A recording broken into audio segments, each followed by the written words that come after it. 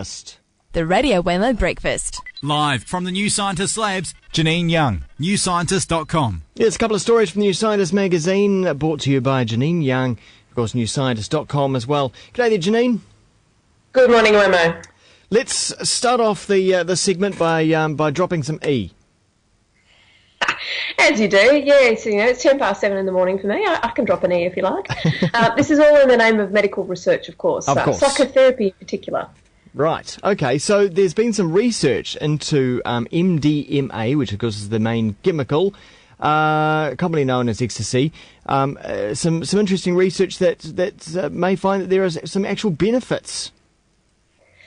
For a long time, there has been some idea that using MDMA, and that is the active ingredient, it's not actually necessarily dropping ecstasy, because that does have potential side effects that you don't really want to have to deal with. Using the active ingredient in ecstasy to be able to help people who have things like post-traumatic stress disorder. It's a dreadful condition that's associated with, vivid flashbacks to a previous traumatic event. A lot of soldiers in Iraq are coming back with PTSD. It's also known as shell shock. People who've had sexual abuse, pretty nasty sorts of things happen to people, and they can respond really badly. The researchers from the Multidisciplinary Association for Psychedelic Studies, wow, say that again quickly, yeah. Yes, I got through that one, have been taking some of this MDMA, 20 people with PTSD, and combined that with psychotherapy. They took half of them and gave them the MDMA, the other half received placebo, and it was a randomised double-blind trial, which means that it does have some validity, because if you have people knowing what they're taking, although I think you'd be able to work out pretty quickly if you're taking MDMA, within about 45 minutes, apparently you know what's going on. If you actually have a decently controlled study, then you actually have a lot more reliability through it than if you have people who actually know what's going on and the like. They didn't stick them in a dark room with bright flashing lights and repetitive music? No, they didn't. No, indeed. Okay. Instead, they gave them this, but then they took them back to the traumatic event that had caused the PTSD in the first place. Right. The rationale behind it being that if you have the lovely effects that come with MDMA, the increased sociability, the euphoria, apparently, I've not taken it, but apparently ecstasy is really quite a pleasant drug. It also increases your heart rate and your blood pressure and increases urinary retention. Let's forget those for the time being. But using the really positive aspects of it, they figured that having people who are in a better emotional state will be able to revisit those traumatic events a lot better and with a lot less stress and anxiety than those who just took the placebo. And combining these effects with psychotherapy, because the people who went through the trial received periods of psychotherapy across about 8 hours, 3 to 5 weeks apart. They then came back a couple of months later, having been tested for their symptoms, and I think it was 10 out of 12 of the people who received the MDMA didn't qualify as having PTSD anymore, whereas those who took the placebo, only 2 out of 8 qualified as not having those symptoms anymore. So it suggests that taking the MDMA was able to help these people revisit their traumatic events and start to move through them in a way that they hadn't done with just receiving the placebo and psychotherapy. So it's an interesting study, and it has been called into question a little bit, because after a couple of months it was unblinded, and by doing that, the many critics are concerned that they're going to be looking for particular events and there's going to be biases in it. The people from MAPS are basically saying, look, we've done this as a positive thing. Someone has to fund it because no one else is going to. It's ecstasy. Who's going to? Yeah.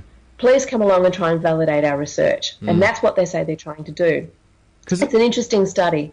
Because it also sounds a little bit like a Band-Aid on a problem. It's like, okay, well, let's revisit this traumatic experience, but hey, I'm feeling great at the same time. It seems, and that's what these drugs do. They elevate mood and stuff, don't they?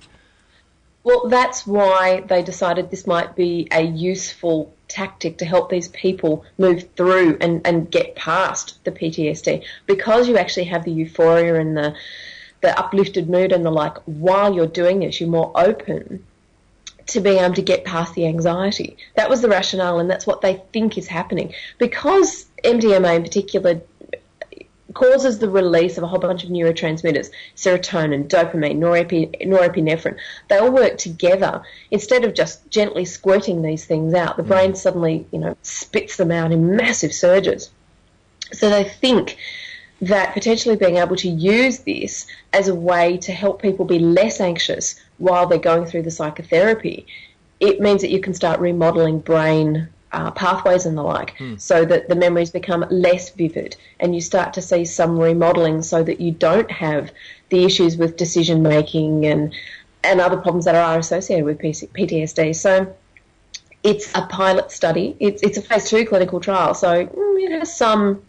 It's not at the most basic of stages, but they're basically saying, please come along and someone else validate our results. Yeah. Because if other people don't do it, then it will gain no currency whatsoever, and it will just remain a fringe activity where it can very easily be criticised. Exactly.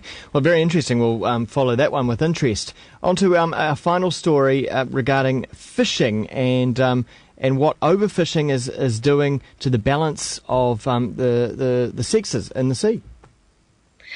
There are fish in the Great Barrier Reef, obviously off the coast of Queensland in Australia, that are born female and then become male over time.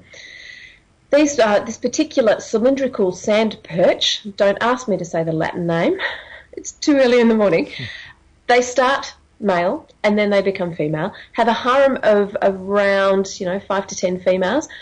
They're finding with overfishing that because the populations are less, instead of populations increasing, they're actually decreasing. Because there's more males, they're holding court to less females, fewer females, which means they're producing less eggs per square kilometre of reef. And over time, they're seeing a massive decrease in the number of fish that are around in that kind of lagoon. Now, it's potentially possible that up to 70 other species of this kind are also going to be affected, because a number of these reef fish do start life as females and then become males. So quotas on fishing aren't going to help, because you're still ultimately reducing the number of fish that are in the reef. What you've got to do is cordon the whole thing off and stop fishing altogether and actually let these populations recover. So the research is showing that things aren't working the way people thought they were. It's counterintuitive. Of course, it would go a long way to explaining why fish stocks also collapse and don't recover even after overfishing is stopped. It's really important to understand how these fish populations work. Yeah. For some of them, just taking down the numbers that you're taking out of the sea can really help. For some of them, that's enough. But for other populations like these that have these slight peculiarities in how their populations function, then that means that you're not going to have any chance of being able to do anything about it unless you stop fishing them altogether. Interesting stuff. Thanks very much, Janine. You're quite welcome. And those stories you'll find in the New Scientist magazine, which comes out next week. Also, check out the website as well, newscientist.com.